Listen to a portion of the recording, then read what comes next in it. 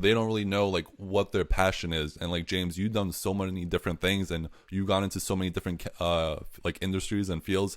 How do you decide like what to work on and like where to go in life? Yeah, that's such an interesting question because at any given point, even if you have something you're passionate about, you kind of look around and say, well, what else am I passionate about? Or what do I do next now that I found my passion? And a lot of it is, and this is going to sound kind of corny, but you could mentally say, oh, well, I need to make money. So I need to be a lawyer and go to law school, or I need to go to business school and then work at Goldman Sachs. And that's fine. That's your mind talking. Like it's sort of saying, here's my problem. My problem is I need to make money, and then let's mentally solve it. But I think it works best. And then you might say to yourself, oh, well, the times when I feel the happiest is when I'm brewing beer in my backyard for my neighbors and barbecuing, bacon and whatever. And that's when I'm happiest. And that's your heart talking. And so it's really great when your heart and your mind have a conversation. Often they don't talk to each other. Like your brain is there for like, oh, well, I got to use my brain to make money. And then your mind's there for the weekend and when you're having fun with your family and your neighbors and friends. And but it's really great when your mind and heart can talk and you don't try to predict so much what the future is like. Like I could say, well, stand-up comedy is never going to make money, so I shouldn't do it. That's my mind talking. And my heart could say, well, I should do stand-up comedy all the time because I love it. And that's my heart talking, but maybe I wouldn't be able to work on business stuff also and make money if I just did that. And but when they're both talking, you could say, well, I do a lot of public speaking, and maybe if I spend some time doing stand-up comedy, it'll improve my writing, it'll give me stories to write about, it'll improve my writing skills, and it'll also improve my public speaking skills, and it's also an interesting conversation to have in business meetings. Oh, I do this extra thing.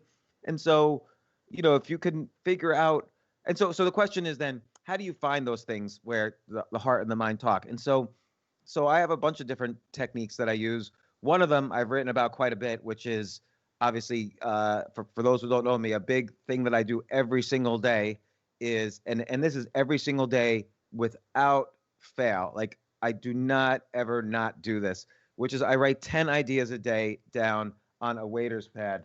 I don't have the waiter's pad in front of me right now, or I'd show you.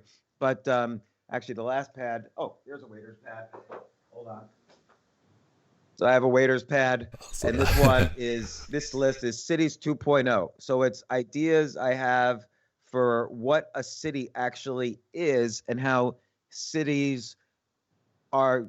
Right now we think of cities as geographic locations, but in cities 2.0, if they have these 10 qualities, they could be virtual cities as well and have just as much impact as a geographic city. So if you can go to some virtual place and get an education and meet friends and find experts and even find, love and culture and make money, that could be just as valuable as a city, even if it's in a virtual location like Facebook or a future virtual reality. Anyway, that was a list from the other day, and it's on my waiter's pad. And the whole point of these lists is not to have good ideas, but to have, but just to exercise this idea muscle. Like when you exercise in a gym and you're lifting weights, it's not like everything you do with the weights is like perfect. Like you could be in a bodybuilding competition. You're just trying to exercise the muscle and get better and better at lifting weights because it's healthy for you. Same thing here. You're just trying to be, if you don't exercise your creativity muscle, your idea muscle, it will atrophy and weaken. And I would say most people don't exercise it. And so this is a key skill for having the ability to choose yourself. Because if you're choosing yourself, then everybody's going to be against you, and all the systems in society will not let you choose yourself. So you're going to have to be creative about how you do it. And people say, oh, well, ideas are a dime a dozen, execution's everything. Actually, execution ideas are a subset of ideas. If you're not good at execution ideas, you'll be poor at execution. And I've seen that many times, and I've experienced that many times in starting my own projects or businesses. So so that's one thing, is that when you're exercising that idea muscle, you'll start to see ways in which you can pursue different interests. The other thing is list the things that you loved doing when you were 10, 11, 12 years old, because those things have aged with you and you still might love them, but in a way that has aged. So let's say I loved comic books when I was 10 and I loved superhero comic books. Well, now at the age of, you know, 52, I could say, well, maybe I want to write a novel about a modern day superhero, or maybe I want to write a TV screenplay, or maybe I want to help people in some secret way that reminds me of the anonymous ways my favorite superheroes help people, you know, when I was 10 or 11. So that's, or maybe I want to be a critic and write about the latest comics or movies, or maybe I might want to make a game about super. I don't know. There's a million different ways to you know, or maybe the arc of the hero I learned from reading those comic books. So I want to write kind of a thriller with the same kind of arc as a superhero comic. I don't know. I'm just, you know, comic books is something I was interested in. Or if you were interested in sports when you were 10, well, now you're over 50. It's not like you're going to be a basketball player, professional basketball player, but maybe you like fantasy sports. Maybe you like writing about sports. Maybe you want to be a sports agent and switch careers, which I know one guy switched careers from being a Hollywood screenwriter to being writing blog posts for $100 a post about fantasy sports. And now he's made millions. He's the top ESPN anchor about fantasy sports, Matthew Berry. So, you know, it's never too late to change to an interest. So anyway, that's another way to find interest is just, you know, like for me, I was interested in writing actually as a little kid. I was interested in being a spy. I was interested in comic books. I actually was oddly interested in politics and reading biographies of billionaires. And I was interested in science fiction.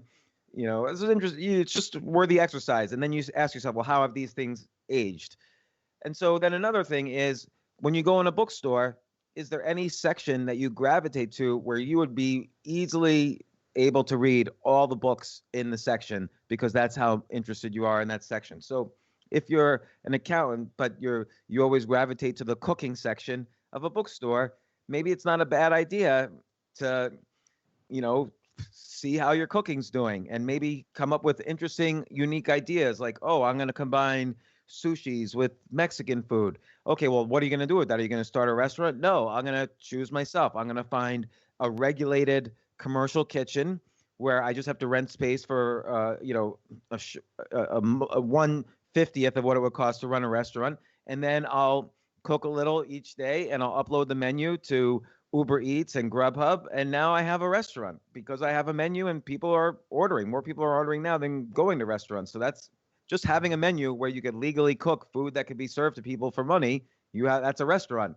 So you always have to say, what's the definition of a restaurant? Is it a physical location with waitresses and a hostess and waiters and bartenders and busboys and cooks and sub-cooks? Is that a restaurant, or is it a menu of items that's, you know, legally cooked and able to serve for money to people? That's also a restaurant, and it's much easier to do and try out without getting all the licenses and spending millions of dollars. And you get to see if you could choose yourself as a chef and a restaurant owner all of a sudden. Yeah, I love that first principle thinking you have there, and especially what you mentioned earlier about, like, if you were, let's say, locked in the library for 24 hours, like, what section would you want to spend that time in? Like, that's such a great way to kind of find out what you're passionate about.